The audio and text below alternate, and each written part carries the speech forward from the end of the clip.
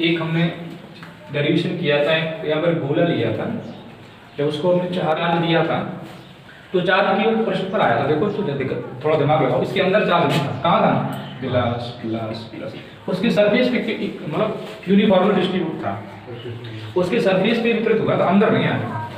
अंदर का वाला आपका अचालक, जब गोला आपका अचालक है तो वो आवेश पृष्ठ पर वितरित ना होकर उसके आयतन में वितरित, कहानी समझ नहीं पड़ी।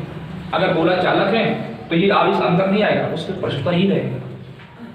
अगर गोला चालक नहीं, क्या है? अचालक है, तो वही आवेश उसके पृष्ठ पर ना आके बल्कि अंदर की कहानी की जाने। अब सुनिए, बहुत सारा डेफिनेशन है, कोई नया काम नहीं, पुरानी कहानी। ठीक, एक आर त्रिज्या का ठोस अचालक बोला है, ठीक है। जैसे इसको हमने आवेश दिया तो ये आवेश इसके आयतन में एक समान रूप से डिस्ट्रीब्यूट हो जाता है। ठीक, क्यों होता है समझा दिया। अगर चालक होता तो सरफेस पे रहता, अचालक है तो आयतन में आ गया। इसके केंद्र O से R दूरी पर एक बिंदु P है, जहां पर हमें इलेक्ट्रिक फील्ड फाइंड आउट करनी है, और इस बिंदु P के चारों एक छोटा सा क्षेत्रफल अगर हमने काट लिया, और हम क्या देख पा रहे हैं? वैद्युत क्षेत्र कहां की ओर है? बाहर की ओर, और एरिया वेक्टर भी कहां की ओर है आपका? बाहर की ओर। दोनों की क्षेत्र कोण की बात करें, angle between electric field and area vector तो कितना अच्छा 0 है। और पहली प्राथमिकता हमारी क्या रहती है? पहली प्राथमिकता हमारी रहती है कि इस गोले से, अच्छा एक बात और सुनो, एक बिंदु P है, इस बिंदु P से जाता हुआ एक हमने गॉसियन पृष्ठ है, इस बिंदु P से जाता हुआ हमने गॉसियन पृष्ठ है। पहला हमारा काम होता है कि इस गॉसियन पृष्ठ से निकलने वाला वैद्युत फ्लक्स, पहला काम। तो कैसे निकालते हैं? छोटी सी क्षेत्रफल अवयव से निकालते हैं, उसका क्या करते हैं? समाकलन करते हैं। ठीक, तो गॉसियन पृष्ठ से निकलने वाला वैद्युत फ्लक्स की बात करें तो पाई ई, निकलने वाले वैद्युत फ्लक्स की बात करें तो pi e close integration that is called, ऐसा लिखा जाता है। ठीक है, समाकलन लगा दो, और तो सर्किल लगा दो, ये बंद समाकलन का प्रतीक होता है। ठीक, क्या बंद करें तो हमने E vector dot ds vector plot solve करना है। क्लोज इंटीग्रेशन क्या बनेगा? e ds cos theta. कहीं कट जाए तो बता देना है, इसे नीचे लिख देना, कट जाता है। cos 0 के थीटा क्या रखेंगे? बोलो, थीटा क्या रखेंगे भाई? 0 रखेंगे, तो e ds cos 0 होता है 1, आपका आएगा क्लोज इंटीग्रेशन ई ds, क्या आएगा? ई ds। अब ई क्या है बच्चों? ई इलेक्ट्रिक फील्ड है, आउट ऑफ इंटीग्रेशन साइन बाहर हो जाएगी। ठीक है, कांस्टेंट नहीं है ध्यान देना, तो ई हम बाहर कर लेंगे, ई हम बाहर कर लेंगे, इंटीग्रेशन क्या आएगा? ds। अब ds का इंटीग्रेशन क्या होगा? ts का इंटीग्रेशन s हो जाएगा। ठीक है, क्योंकि छोटा सा क्षेत्रफल अब है ना, ये छोटा क्षेत्रफल, छोटा और सब जोड़ के कितने बड़े के बराबर होते हैं, पूरे इस गोले के बराबर होते हैं। अच्छा मुझे बात बताओ, गोले का क्षेत्रफल क्या होता है? पृष्ठीय क्षेत्रफल, गोले का पृष्ठीय क्षेत्रफल होता है 4 पाई r। तो यहाँ लिख देंगे s के स्थान पे 4 पाई r स्क्वायर। समीकरण नंबर, बहुत चीजें कॉमन है, कोई नई बात सीखने को नहीं मिली आपको, एक आध चीज इधर वैसे सब चीज कॉमन, ये चीज कॉमन है, कल भी कराई थी, परसों भी कराई करी, ये चीज तो कॉमन रहती है। अब आज गॉस के नियम से हम करें बाई गॉस लॉ, गॉस के नियम से यदि हम कहें कि इस गॉसियन पृष्ठ से निकलने वाला फ्लक्स रखना होगा, तो गॉस ने क्या बताया था? गॉस अंकल ने बताया था फाई ई बराबर क्या बताया था? 1/ε0 इनटू उस पृष्ठ के अंदर कितना आवेश है, उस आवेश में भी ε0 से भाग कर दिया जाए तो क्या निकल जाता है? फ्लक्स निकल जाता है। ये समीकरण आपका 2 हो गया। क्या 1 और 2 को बराबर कर सकते हैं? क्या 1 और 2 को बराबर कर सकते हैं? बिल्कुल कर सकते हैं 2 को बराबर। तो ये मिलेगा आपको, ये मिलेगा आपको e 4 पाई r स्क्वायर बराबर कितना आएगा? 1/ε0 इनटू q। अगर यहाँ से e की बात करेंगे, e बराबर निकलेगा आपका 1/4 पाई ε0 q बटे r स्क्वायर। इतनी चीज कॉमन है, देखो पहले भी थी और बाद में, इक्वल टू 1/4 पाई ε0 q बटे r स्क्वायर।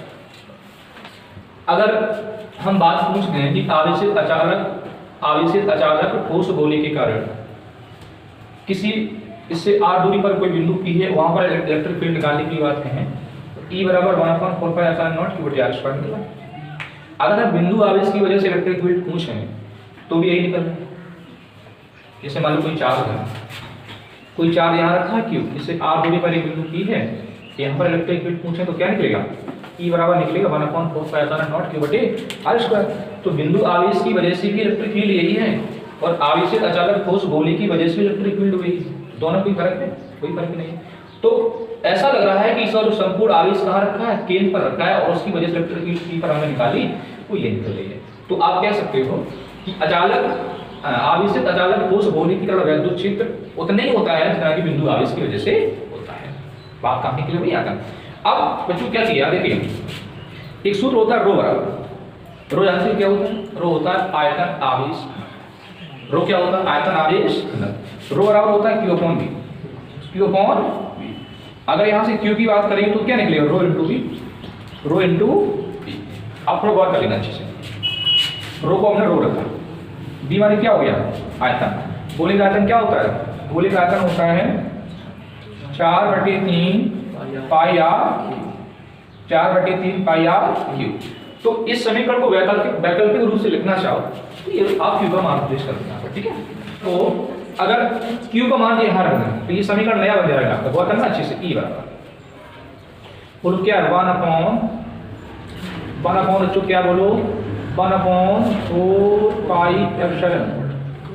क्यू का मान रखो, क्यू का मान क्या है बोलो भाई, क्यू का मान रख दिया हमने रो, इंटू में क्या है 4/3 यानी कि 4 पाई आर क्यू बटे क्या चल रहा है आर स्क्वायर। किसी वालों को दिक्कत नहीं बची हुई यहाँ पे, कोई नया काम नहीं किया, बस हमने क्यू का मान उठा के यहाँ रिप्लेस करके नीचे कर दिया। देखो 4 पाई से 4 पाई आपका कैंसिल हो जाएगा, देखो ऊपर चुप क्या बचेगा रो बचेगा, तो रो लिख दो, ठीक है। और क्या बचेगा आर क्यू बचेगा, और नीचे क्या बचेगा बोलो एप्सिलॉन नॉट, और 3 जोटे में आ जाएंगे 3 epsilon naught into R square. आप कह सकते हो इस समीकरण जो बनाया था मैंने, मूल समीकरण जो मूल समीकरण बनाया था मैंने E बराबर 1/4 पाई एप्सिलॉन नॉट क्यू बटे आर स्क्वायर, उसका भी वैकल्पिक रूप चाहो एक चीज, ठीक कार्य समय। बिंदु P कहाँ है आपका अंदर है, गोले के अंदर है, बिंदु P आपका गोले के अंदर है। बिंदु अंदर हो या बाहर हो, पहला काम तो होता है उससे जाता हुआ गॉसियन पृष्ठ खींचना। पहले बिंदु P आपका कहीं बाहर था, फिर पृष्ठ आया, फिर अंदर आया। जब ये अंदर आया तो हमने मान लिया केंद्र से r दूरी पर है, इससे जाता हुआ एक हमने गॉसियन पृष्ठ खींचा, ठीक है। पहला काम वही काम बच्चों, एक क्षेत्र अवयव भी कटा हुआ है, एरिया वेक्टर और इलेक्ट्रिक फील्ड के बीच जो कोण है वो कितना है 0 है।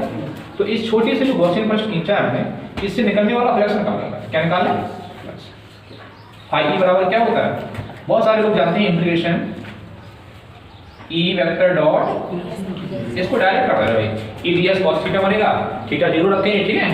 तो क्या मिलेगा बोलो, आपको मिलेगा e इंटू 4 पाई आर, ये निकलेगा ना। अब गॉस अंतर की बात सुन लो भाई, गॉस ने क्या बताया था बाई गॉस का, वाई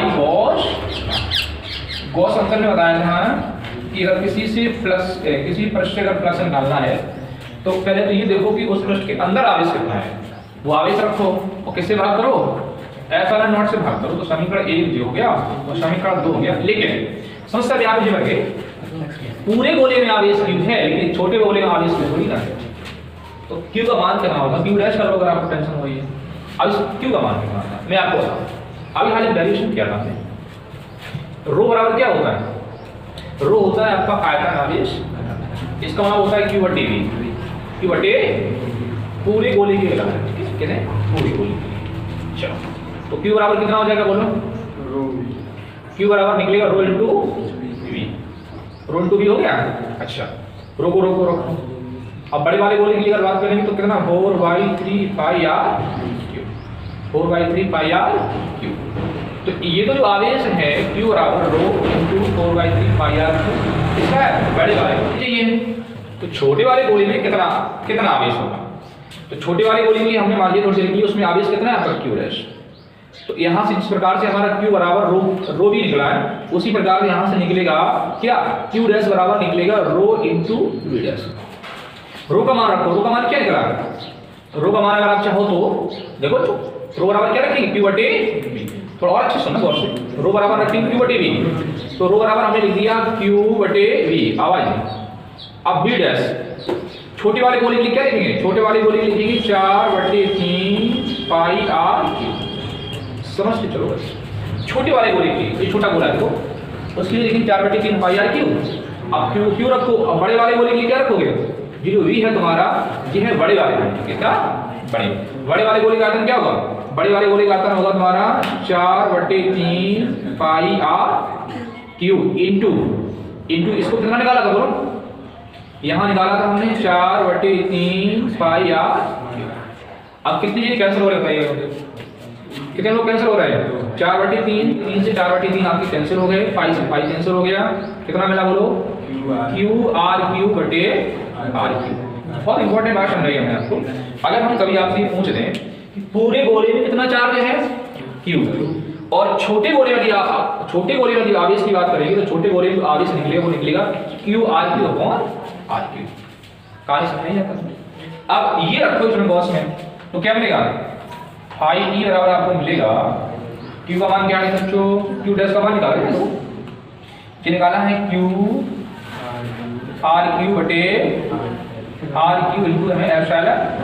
शमी कर जाओ इसको 1 2। अब हम बराबर कर देंगे 1 और 3। 1 बराबर 3 कर दें। 1 बराबर 3 एक बच्चों क्या है?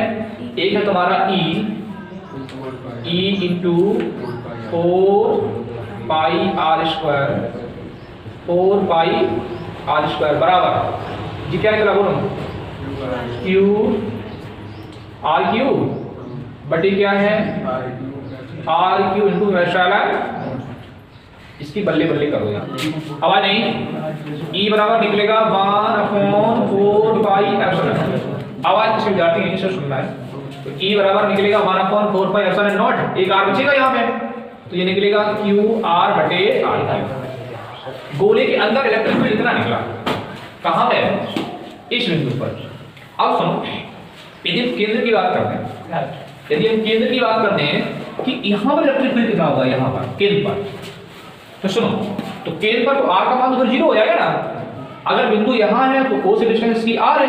अब जी बिंदु उठा के यहां रख दो तो आर बिंदु यहां, तो आर बराबर 0 रखेंगे तो फिर आर बराबर 0 तो पूरा मामला 0 हो जाएगा। तो आपको मिलेगा ई बराबर 0। कहानी हमारी समझ आई।